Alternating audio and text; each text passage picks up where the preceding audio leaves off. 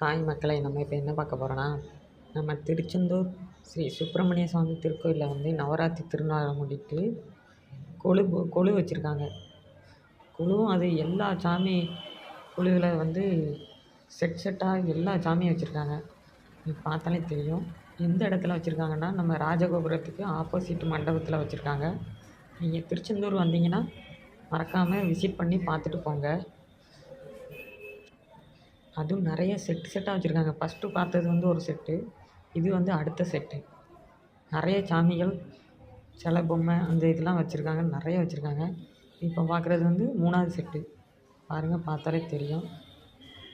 ஒவ்வொரு இடத்துலையும் அழகாக கோலம் போட்டு சூப்பராக டெக்கரேஷன்லாம் பண்ணி எந்த அளவுக்கு வச்சுருக்காங்க பாருங்கள். எல்லா சாமியும் இருக்குது. இது 3வது செட்டாக. அடுத்தது காமிக்க பாருங்கள். தொடர்ந்து லைனாக வச்சுருக்காங்க, தனித்தனியாக வச்சுருக்காங்க. இது 4வது.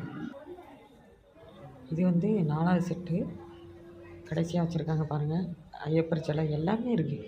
எல்லா சாமியும் இங்கே பார்க்கலாம். நீங்கள் திருச்செந்தூர் வந்தீங்கன்னா மிஸ் பண்ணாமல் பாருங்கள். இது வந்து 5வது செட்டாக வச்சுருக்காங்க.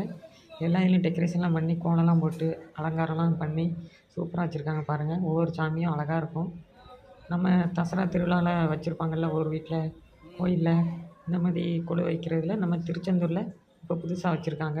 நவராத்திரி இதில் சூப்பராக இருக்குது. மறக்காமல் திருச்செந்தூர் வந்தீங்கன்னா மறக்காமல் இந்த கொலு வச்சுருக்கிறத பார்த்துட்டு போங்க. கரெக்டாக எதில் இருக்குன்னா, ராஜகோபுரம் தான் காமிச்சோம்ல, ராஜகோபுரத்துக்கு ஆப்போசிட் மண்டபத்தில் தான் வச்சுருக்காங்க. நீங்கள் வந்தால் விசிட் பண்ணி பார்த்துட்டு போங்க. நம்ம வீடியோ பிடிச்சிருந்தால் லைக் பண்ணுங்கள், ஷேர் பண்ணுங்கள், கமெண்ட் பண்ணுங்கள்.